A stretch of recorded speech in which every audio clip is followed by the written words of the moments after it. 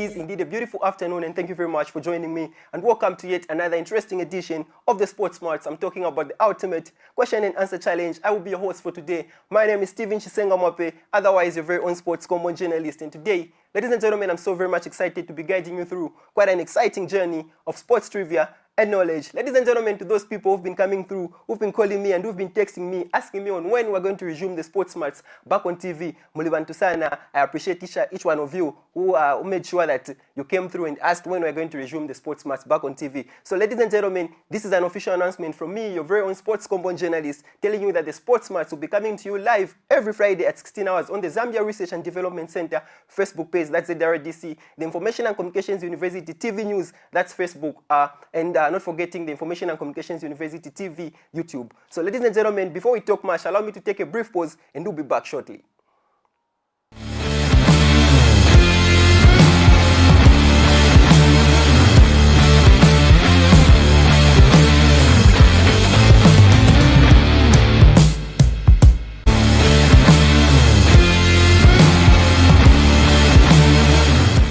Ladies and gentlemen, thank you very much for still staying with me. Like I earlier mentioned, welcome to yet another interesting edition of the Sports Smarts, the ultimate question and answer challenge. Ladies and gentlemen, today we're going to have a very interesting conversation with my people because today we're talking about football. We're talking about everything that was happening in the world of football, talking about the UEFA Champions League, not forgetting the Premier League, not forgetting the Serie A, not forgetting Ligue 1, and also La Liga, ladies and gentlemen. And ladies and gentlemen, today's show is going to be a very interesting show because why? I'm not joined by one, but two sports enthusiasts in the studio. And ladies and gentlemen, I always stick to my protocol and say, no matter how powerful my intro can be, I just can't best introduce my guests the way they can introduce themselves. At this particular moment in time, allow me to call upon or leave the floor to my guests to introduce themselves, starting from my man on the middle until the guy on the last. Thank you for having me back, Mr. Steve. So you can just introduce your name. Yeah. My name is David Hachambwa. In my 6th semester at Information Communication University, studying Human Resource Management. Manchester United fan and a Kopala-based Power Dynamos fan in Zambia. Ladies and gentlemen, that's what our Manchester United today. It's going to be a very interesting show. Sir. Yeah, thanks for having me again. It's wonderful being back on the show after the first one. And the name is Kegan Mumba. I support the greatest team ever to exist, probably to the end of time. That's Real Madrid. I'm a semester 6 student pursuing a bachelor's degree in business administration, and it's great to be back on the show. All right. Yeah. Thank you very much, gentlemen, for coming through. So, ladies and gentlemen, if you're just joining us, we're live on the Information and Communications University television on Facebook. And if you want to contribute to this show, please feel free to leave a comment in the comment section. We'll be able to attend to your comments. Gentlemen, thank you very much for coming through once again. So, you know that we're here on the Sports Smarts, and I've just prepared 6 simple questions for you people. So, just be ready to tackle this. Yes, we're going straight to the questions. Right. Just immediately after the questions, we'll now dive into the world of football. All right. So, who's going to take the first question? I'll take it. Okay, can you take it? I'll take it. All right, thank you. So, the first question is just, I think it's a very straightforward question. So, the question reads, who is the only player that has won 3 World Cups? 3 World Cups? Yes. Should be Pele. Interesting. Ladies and gentlemen, that was simple. Like I said, it was simple, and Kegan just got that question right. David, you're next. So, the next question reads, which was the first French league team to win the UEFA Champions League? How many tries do you have? I think just 2. 2. Monaco. No, one more try.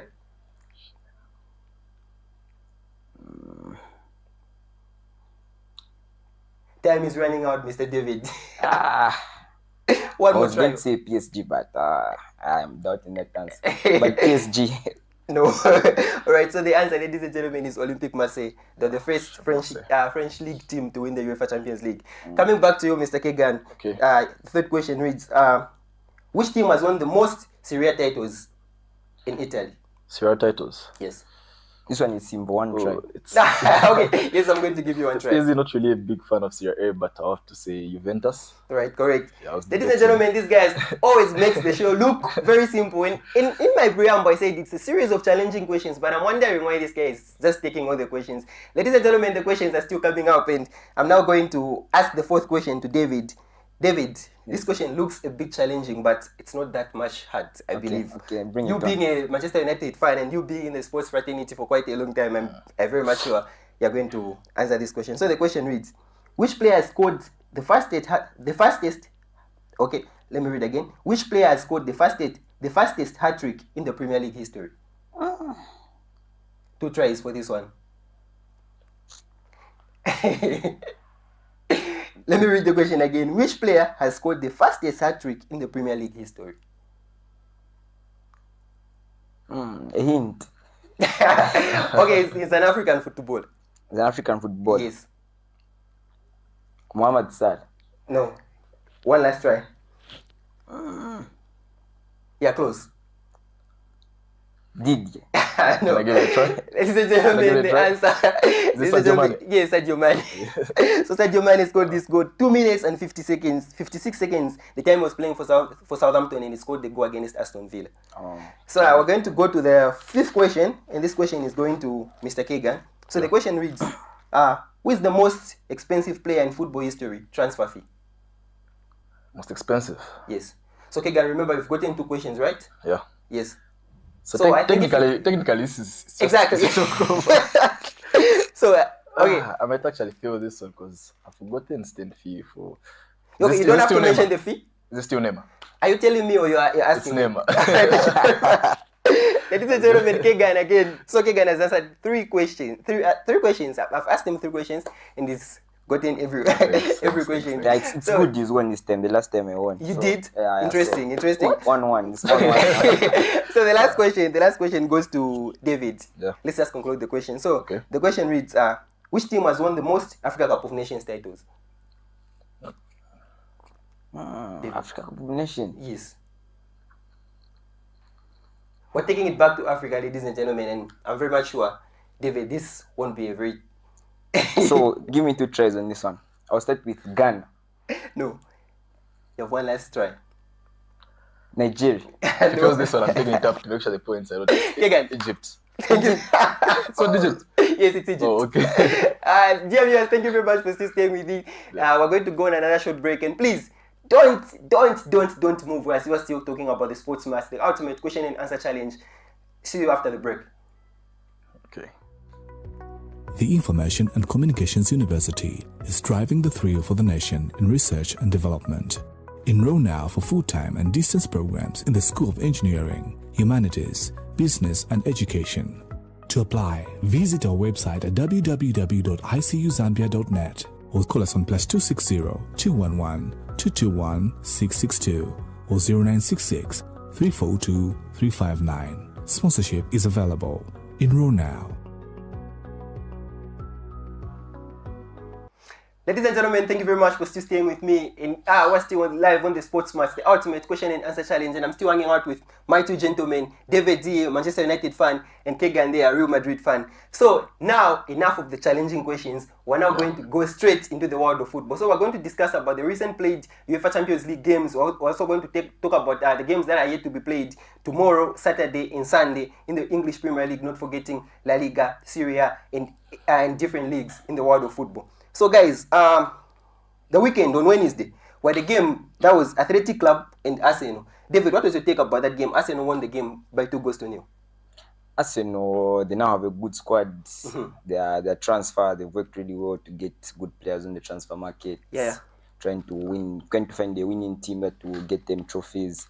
But the league is too young. It's just the first. We cannot conclude and say this is the perfect squad that can get the title for them. So we'll have to watch. But it was a good game regardless. They played very well. Them being away and winning. So it was a good. And Spain is not an easy place to go get 3 points there. So it was a very great game. All right, so just there, when you talk of Bukayo Saka is injured in Arsenal. They're trying by all means to just make that squad that can still stand up in as much as they have some injured players. Talk of Saka, who is a key player for the Gunners, but they still managed to play Madueke in a position where Saka plays in. Madueke has been delivering from the time he signed from Chelsea to Arsenal. How was his performance, the game against Athletic Club?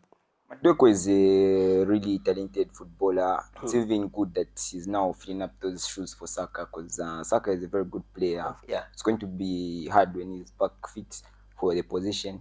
But Madueke is settling well.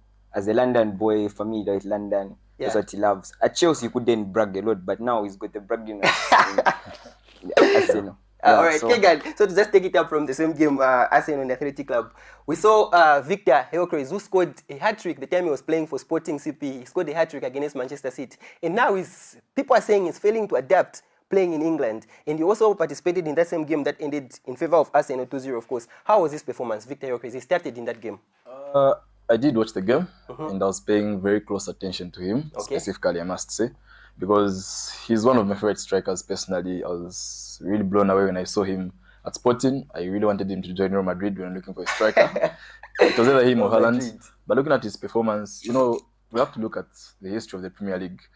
The type of football we play in the Premier League, especially the defense, we rarely go for man-to-man marking. It's more zonal marking. And for most strikers, it's hard for them to flourish when you're playing against defenders who won't approach you and challenge you, because mostly as a big number 9, you want someone to be right behind you so that you either can receive the ball and release and just have that hold-up play. But whereby it's a system where they allow you to have the ball and just close up the space. So that's why I see strikers who are more flexible, like Isak, flourishing in the Premier League. So for me, I think even scoring about, is it 4 or 3 goals already? Yes, in the Premier League, that's yes. pretty impressive for him, especially in such a competitive league. He's And still adapting. I'm very sure he's going to be right behind the likes of Haaland and Isak when he gets up to speed, because he's that good. He is that good. Yeah. Ladies and gentlemen, yeah, we're still talking about the games that were played in the UEFA Champions League. And Kegan, you're going to take it up from here. Juventus, Borussia Dortmund. It was a very interesting game. Those are the goals I never saw. I never saw those goals coming. Because looking at Borussia Dortmund, of course, they're a team who played very well. Looking at the last ended UEFA Champions League, they beat Barcelona. Yeah. They beat Barcelona, who were a threat to the UEFA Champions League last season. But they managed to beat Barcelona with Guirassy scoring. Was it a hat-trick? I think a hat-trick. Yeah. Yes, so they played against Juventus. The game ended 4-4. What's your take about that game? Maybe like in less than 40 seconds. Okay, for me, that was the most interesting game of this match day. And the fact that, I have to say, Dortmund did dominate most of that game. Yeah. They did. But again, that's what happens when you're clutch, when you reach the goal. All that matters in football is getting the work done when you reach the 18-yard box. And that's what Juventus did, when they brought in Vlahovic. Obviously, you can see his presence brought a different, I would say, feel to the game. So despite not playing the best football, all they needed is to make sure that when they enter the box, they use their chances. And I think they did a good job. So kudos to Juventus. But like Mr. David said, there's still more to see from this league. And I don't think Juventus is at their best. So the UEFA Champions League is a very competitive league. And it's not any other league whereby teams just play. It's a league where teams sacrifice their all, where players who were told to say they are not medically fit, they try by all means to make sure that they play in that league. Ladies and gentlemen, we're still talking about the sports match, the ultimate question and answer challenge. David, this is for you. Ajax played against the runners-up for the UEFA Champions League last season. That was Inter Milan. And Ajax failed to beat Inter Milan. Inter Milan won the game by 2-0. What's your take about the game? Did you watch the game? No, I didn't, but I saw the scores and I saw the highlights. Inter Milan is a very big team, one of Italy's giants. Yes. And it being a runner-up then shows how much work they put on and off the pitch. And Ajax, it's a good team, but not the standard of Inter Milan. So it was good. It was a big game for them. It was a big game for them. Okay, guys, going fast forward to the other game, the big game, Kegan, I want you to speak first on this one. Bayern München 3-1 against Chelsea. Of course, scored Palmer was scored that day. He performed. He scored 2 goals, though the second goal didn't count. But we're still talking about the game. Bayern scored. Harry Kane scored a brace. Going back to the game was in German. German, yeah. Yes, and Harry Kane has adapted very well when playing German football. It's a bit surprising where people thought Harry Kane wasn't going to be that striker, was going to adapt to the German environment. But when you look at the statistics, when you look at the time Harry Kane started playing for Bayern, he's been scoring goals, and I believe he was the top scorer last season for Bayern. So talking about that game, Bayern won 3-1 against Chelsea. What's your take about that game? Speaking as a Chelsea fan. Yeah, as Chelsea being my second team, I did watch that game. Yeah. And not trying to be biased, but speaking of just tactical observation, Yes. I would say the first 20 minutes, Chelsea were very good in possession of the ball. They played good football. They had some chances, which they didn't take. But I wouldn't say tactically Bayern really broke down Chelsea, because I don't think there was a goal which really came from their own tactics until they scored. All 3 goals were given away. The first goal being an own goal. Yes. The second one being a poor tackle, like I said, which is a penalty. The third goal being given away again by Malo Gusto. So I didn't see any tactical play that really opened up Chelsea to the point of Bayern really capitalized on that.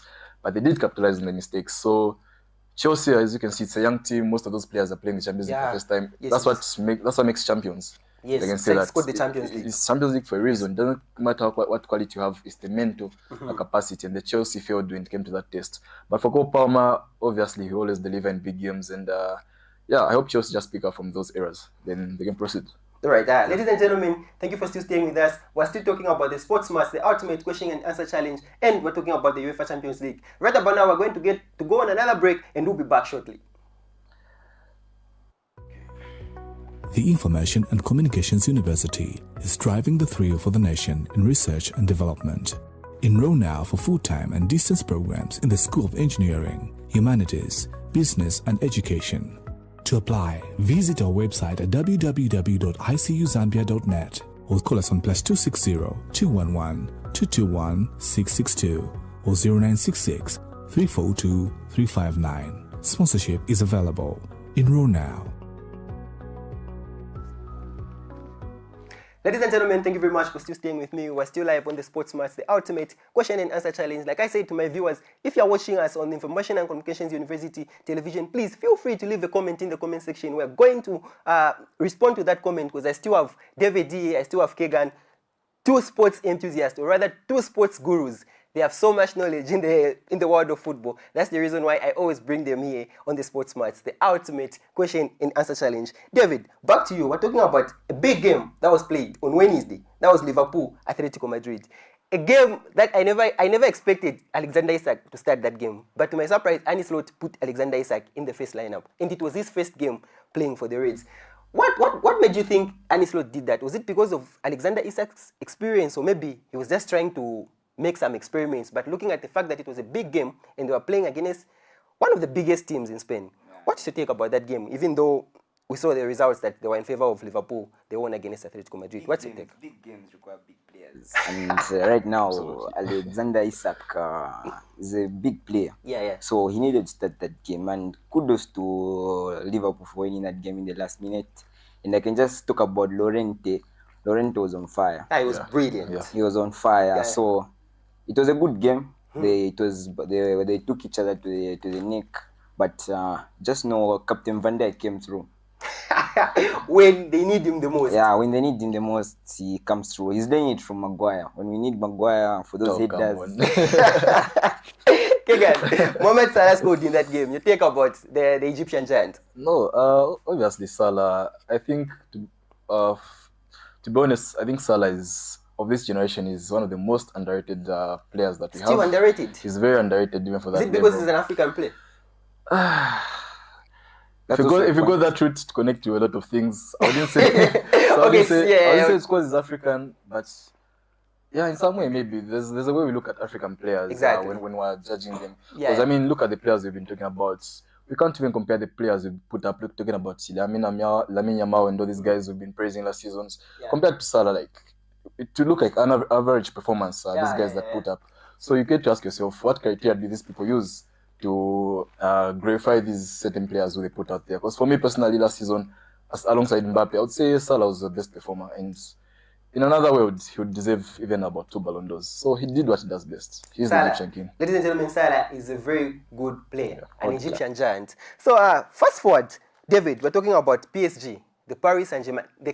I wanted to say the Club World Cup champions. Sorry, the UEFA Champions League winners, and PSG and the Ligue 1 winners also. If they also won the Copa de France. Yeah, I believe they did. Yeah. So PSG, they had a game against Atalanta. I believe it was going to be a very tense game, looking at the fact that Desire Doe is injured. They don't have their soon-to-be Ballon d'Or winner. A lot of people are exactly Dembele, but they still managed to beat Atalanta 4-0, and that was a brilliant strike by Kvaratskhelia. What's your take, David, about that game? How was it? Did you watch the game? I haven't watched any Champions League game, but my one observation I saw was the coach. He watched the game from the stands. Luis Enrique. Yeah. So I'm trying to think what he was trying to see there, the tactics he was trying to see, but doesn't suspension. Yeah, he came back at the half time. Yeah, he was there. So it was by choice. Yeah, it was by choice. Okay. So I don't know what he was trying to see the pitch at the higher level, but it was a great game. PSG also title contenders for the Champions League. They have a very good squad. Again, this time. Yeah, we can put them. They can squad, defend it. They can defend. It's just that Chelsea, I don't know what happened when Chelsea Beat them. gave them those bragging rights to be making noise for us. Still now, they're still making noise. Good, it was good. So it was a very good victory for New. It's showing that the defenders, they really want it more again. So, Yeah. Fast forward, gentlemen, we had Thursday night football. Barcelona was playing, Manchester City was playing. So we start about the game that was played between Manchester City and Napoli. A lot of people were expecting Kevin De Bruyne to show up in that game, of which he did. I believe it was because of the red card. That's the reason why he was taken out. So, Kegan, Manchester City, Napoli. Manchester City 2-0. Of course, like you said, were they away at home? or home. They were Man at home. City home. City was home? Yes. Okay, so already you can imagine such a scenario. I mean, that's the Champions League. It's a big stage. And imagine now by going to a game fully mentally prepared. In the first 10 minutes, you receive a red card from a very important player away. So that's already, you have to change the tactics, you have to change everything, and all players are affected when you have a red card. So in that sense, yeah, it does make sense regarding the pressure that KDB had coming back home, wanting to prove. But everything changing tactically, I'm sure it had a toll on his performance. But I don't think the performance was that bad still with the red card. They did bring some fire, but Man City was on top of their game. So, yeah, I wish it was home and away so that a lot of points can be proven, but it's a loss they have to take. It's tough one for KDB. Ladies and gentlemen, football will always be called football. I just love the atmosphere. The time Kevin De Bruyne stepped foot again at the Etihad Stadium after leaving it to join Napoli. The fans were just overwhelming. The fans were just supporting. The fans were just chanting, KDB, KDB. Just shows how much people respect it, especially not just people, but how much Manchester City fans respect Kevin De Bruyne. Going forth to the other game, that was Barcelona, Newcastle. Barcelona were playing away. Okay, I'm not speaking this time around as a Barcelona fan, but Barcelona were playing away at St. Goodson's Park in England. And we looked at the players like Rashford, who has played in England for quite a long time, but there were some players who were playing it was the first time for some Barcelona players to play in England, but some of them were in the starting lineup. I don't know if you guys watched the game, but what's your take, especially if you watch the highlights? Kegan, you start. Barcelona, Newcastle, 2-1 Barcelona. That game, Newcastle's gameplay is one whereby they're not good at keeping position. I felt like they were looking for errors and capitalize on that high line, the Barcelona high line. I heard the coach talk of who need Gordon the most because of Barcelona's high line. So I'm sure they're hoping for an error and then look for Gordon and try to find that square, that space. But again, I mean, this is Barcelona on top of their game. I think right now they're one of the best midfields in terms of keeping position of the ball. You cannot go with that mentality against Barcelona. You have to press, you have to try to win the ball and try to keep position of the ball. So tactically, I don't think he went with his best option looking at Barcelona, but there's not much defense for Newcastle. I mean, Barcelona dominated. And Rashford's been very familiar with England and Newcastle. We saw what it can do to you mentally when you're back in a place you're so familiar. So kudos to Barcelona, and I love what they're doing with Rashford. Yeah, interesting. David, it's good he's brought up the Rashford situation here. So Rashford, a former Manchester United player, is now playing for the Catalan Giants, Barcelona, and he scored two big goals last night, for goals that helped Barcelona secure that much-needed victory at St. Goodson's Park. What's your take about that game? Especially speaking first about Rashford and maybe just overall talking about Barcelona. My first words is Rashford is back. Ladies and gentlemen, Rashford is back. So yeah, it's good. We're seeing Rashford. He might come back to those ways we know him of being a world-class player. They were very good goals. The second goal was typical Rashford type of goal with that power he has in his leg. So it was a very good goal, very good game. And I expected Barcelona to tweak their tactics, not having the high line, because Newcastle have speed, likes of Vilanga, Gordon, so they were going to capitalize on that. But Barcelona read the game very well. They avoided that high line, which was good. It was a good last 45 minutes. I hear people from Barcelona fans that say that was the shortest 45 minutes we've ever seen. But it was a good game. Wow. Yeah, so the funny thing one thing I love the most about that game is that Thomas Tuchel was in the stands watching the game. And the funny thing was, the time Rashford scored that splendid goal, Thomas Tuchel was just there, quiet, looking at, and people were surprised to say, the guy is not smiling. No, he knows what Rashford can do. We all know what Rashford can do. He's a beast. So I'm just worried about Madrid they are worried now about what's going to come for them.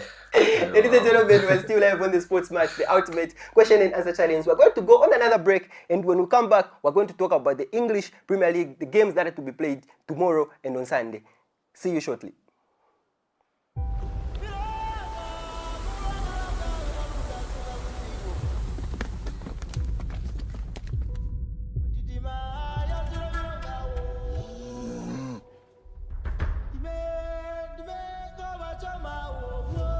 Bami wamwene kukupa basofu ate gift ya wedding wewe kabampo kai honto kweswa wei sebo buji bajita kuti humbo wa arwa kumumpa muso ale they give one zo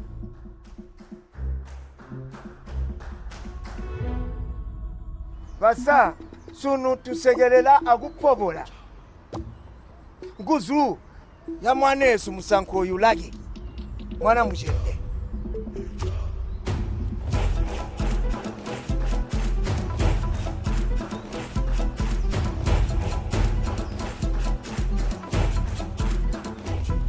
tamtori ndira honeymoon yansa yebo tuni kurya honeymoon ndiye tekuya kusaka ka kupange maloko mbo tuni kukhala amike kuno mudaro lo bagamba kuti utaka kuti nantaka mihi mu lusaka ishi ndi mubwa itabaga ndijite claustration bagandi sibe kuya baga kuhema jana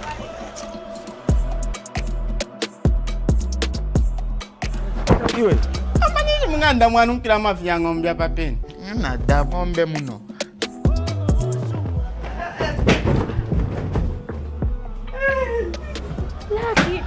Lucky do you know me? Do you know my wife? Have you seen my wife?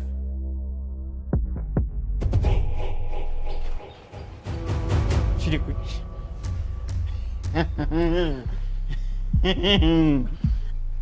Urefu atoka ni mochari mpia. Maybe I should go to the doctors. Bambira ma doctor tiwabora hipondo tu. Ah.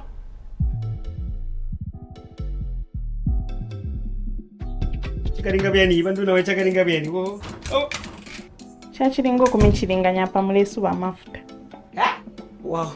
I'm so impressed mura. Pesi ndari kwamba bakuti. Aya mahuta anunkira musimba. Imwe mwakasuba.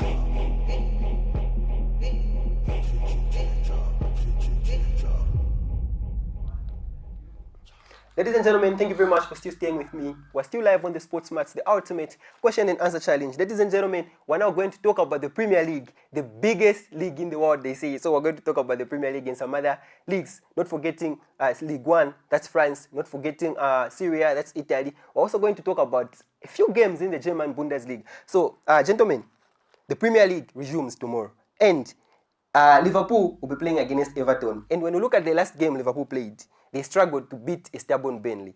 So, David, Liverpool, Everton tomorrow, what's your prediction and what can you just say about the game? That's a big Merseyside derby.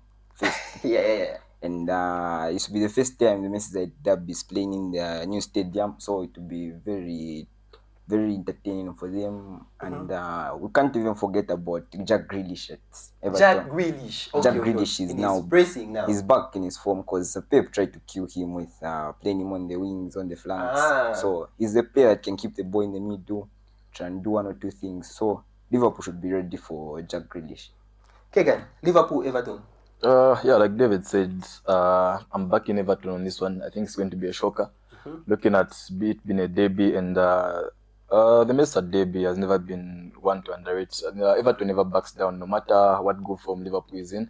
And looking at the system, the way they're playing, especially that Jack Grealish is back in form and is the center of everything. I think Liverpool are in for a tough one. Bro, so just to predict, the front four that Arne Slot might use tomorrow. Because looking at the fact that Alexander Isak is back, and I'm just thinking to say he might start. So, David, what do you think could be your front four for Arne Slot tomorrow? Okay, looking at things, for me to be being Arne Slot, I can continue with Ekitike. Yeah, as a striker, maybe bring Grealish in the second half to keep the tempo running because he's going to bring in pressure. So, Haaland, Salah, Ekitike, Gakpo, and Wits there as a 10. Okay, Liverpool, front four, prediction. Please. You know, I think I'll never get used to this question. I think this question will be asked a lot this season until that man finds a solution. Exactly. Because immediately the transfer was made, I was thinking, like, look at Eketike's form, and he still goes for a top striker who cannot be on bench like Isak. So I do not even know what the best friend line could be. Personally, I would always start Isak over Eketike, not because I would say he's way better, but because of the experience and familiarity with the league. But it's a problem he has to solve. I mean, you've got two good centre halves, including your right winger is a centre forward as well, who's Gakpo, who's just adaptable, so he's playing on the right wing. So you've got three good number 9s, and it's his problem to work out. I'll just have to see what you go with tomorrow. Ladies and gentlemen, you heard it right. It's a problem he has to solve because he is the coach for the Reds. So the other game will be Manchester United versus Chelsea. A derby. And when we look at Manchester United, the last game they played against Manchester City, and they lost by. Yeah, they worked. So exactly. Yeah. So they were playing a very tough game, and they're going into a very tough game again. Because looking at Chelsea, they also played Bayern, but at least it was a very tense game. But they showed to say they wanted the win, in as much as they were playing in Germany. Then when you look at the last game that Chelsea played, they played against Brentford. Yeah. They drew 2-2. It was a very tense game. Yeah. But Chelsea managed to come up. Moses Caicedo was brilliant in that game. Yeah. So what's your take, Kegan? Manchester United, Chelsea. Before I even say my take, I'm going straight for prediction. That's going to be about a 4-1 whooping for Man U. Can you please face the camera and say what you say? It will be a 4-1 whooping for Man U. We'll keep this as a record. I'm going for Palmer, probably a brace. I believe my director is going to get that shot. We'll have to talk about this. And it's going to be... I do not see Man U scoring more than one goal. Interesting. Yeah. It might be 3-1, 2-1. I don't see Man U scoring more than one goal. Even tactically, looking at Chelsea's defense, how good the midfield is, we haven't considered... despite the Bayern game, I don't think we've considered a lot of City goals. Again, looking at Man U, they're not scoring much. They're not scoring much. They're not having a lot of shots on target. So even just tactically, I don't see them scoring a lot of goals. But now, as a fan, we are going to whoop these guys. I can assure you. David, I believe you have to face the camera on this one. You're talking about Manchester United. You guys are playing Chelsea tomorrow, and you've heard from a Chelsea fan. What's your take about the game? It's going to be a tough game, Chelsea. This is a match that has faced a lot of draws. That's one thing he's not talking about. This match has faced a lot of draws. There have been a lot of draws from this game. So it will be a good game. I would want to see Garnacho, how he's setting in. For Chelsea. Once your boy, how we've groomed him, but he won't do a lot. He won't do much. He's a silly boy. But we are winning. The worst result for us would be a draw. Because this game, Chelsea fight for draws when they're playing for us. They don't fight to win, they just fight for draws. So we're winning this game, and he's saying 4-1, but 4-1, that's too much cause. Chelsea can score 4 goals against us. Ladies and gentlemen, we don't want to forget about you people. You can also comment your predictions. Manchester United, Chelsea, tomorrow. It's going to be a very big game. Mr. Zimba said it's going to be a very big event. So tomorrow is going to be a very big game, of course. Chelsea, Manchester United, and a lot of people are so very much anticipated in watching this game. So fast forward, we're going to Sunday night football. That's Arsenal, Manchester City. I don't know how these guys set these games, A team is playing a very tense game. They're going to a very tense game again. So now, Arsenal played a very good game, of course, against Atletico Bilbao. But I watched that game myself. The first half of the game, Athletic Bilbao were pressing. Inaki, the older brother. Yeah, Inaki was pressing. And that other guy from Spain, he was playing good football. So Arsenal managed to beat Atletico Bilbao, of course, by 2-0. When they had introduced Gabriel Martinelli and the other guy, which is what was introduced next? I didn't watch that game. Yeah, so Arsenal played a very good game and they managed to win 2-0 against Atletico Bilbao. But now they are going to face Manchester City, who played against Napoli, and they won. And I loved how Doku performed. So Doku has been brilliant from the time they played against Manchester United and the time he was playing yesterday. He scored. That was a very clinical goal. So, David, Arsenal, Manchester City. So this one is teacher versus pupil again. Pep Arteta. And you have to mention that. Right now, I'm going for Arsenal for the win because Arsenal is in good form. When it comes to one thing I've loved about Arteta, when he kills the game in the first half. If the team is setting well, he'll kill the games first half, second half, he'll defend. So that's one thing Man should be aware of. And right now, looking at Arsenal's team, it's not the Arsenal we watched last season. They've got good players like Eze, Victor. Okay, sorry, I'm cutting short about that one. So when you talk of Eze was a very, I don't know if was is the right statement to use, but Eze played very well at the time he was playing for Crystal Palace. But these games he's played for us, and I don't know if he's still adapting, but he's not pressing the way he's supposed to do it. So when you talk of Eze, of course he's going to be playing against Manchester City. He scored against Manchester City. He won't be meeting them for the first time. So do you think he's going to be the right player to start Eze? Or maybe Gabriel Martinelli might start, then he can come in the second half and just press high? So for me, I would start Eze for him to be more comfortable with the game, with Arsenal style. So he needs more game time. Not because the game I watched for Eze, he came in as a sub. That was before the international break.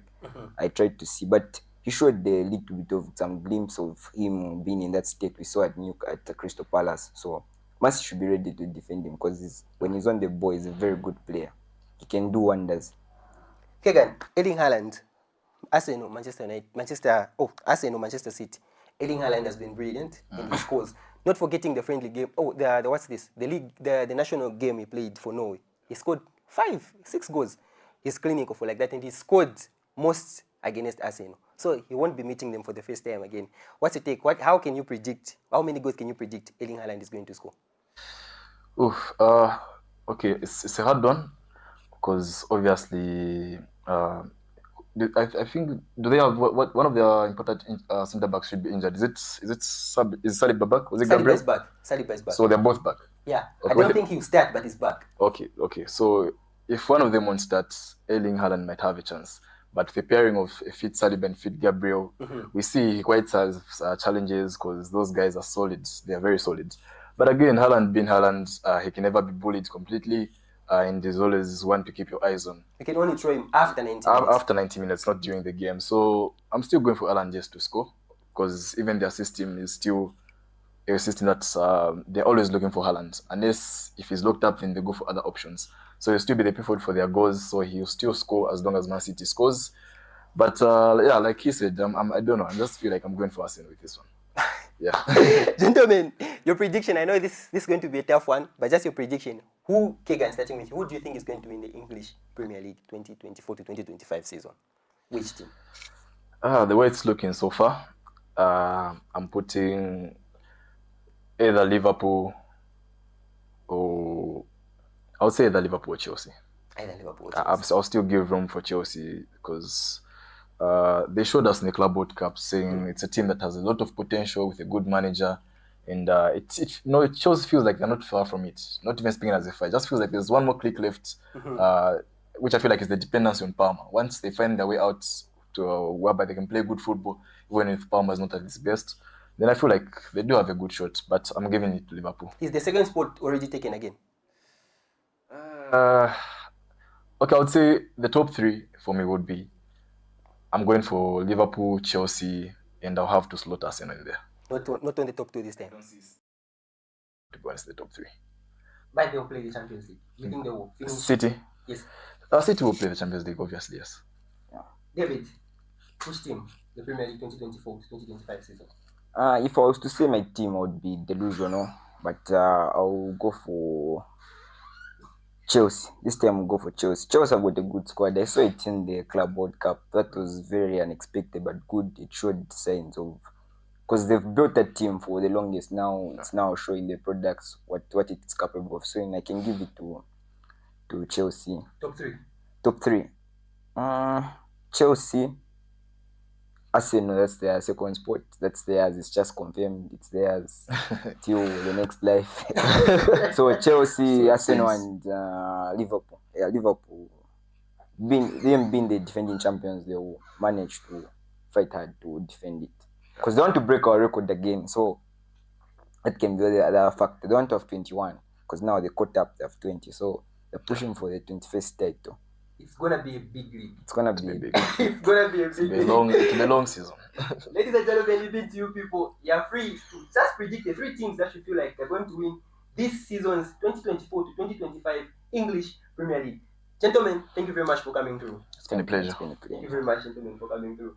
To our viewers, I know my director is now coming in and telling me to say it's almost time up. Otherwise, we can continue the whole day just talking about football. Absolutely. Exactly. We didn't talk about everything. Of Yeah. course, we're supposed to talk about La Liga, we're supposed to talk about Syria, Yeah. but unfortunately, time is not with us. Yeah. But gentlemen, once again, thank you very much for coming through. To our viewers, thank you very much for watching the Sports Match. Like I mentioned, it's going to be coming to you live on the Information and Communications University Television. That's ICU TV on Facebook, the Zambia Research and Development Center, ZRDC on Facebook, the Information and Communications University Television YouTube, and not forgetting the Information and Communications University main page on Facebook. I have been your host, Stephen Chisengamwape. Until next time.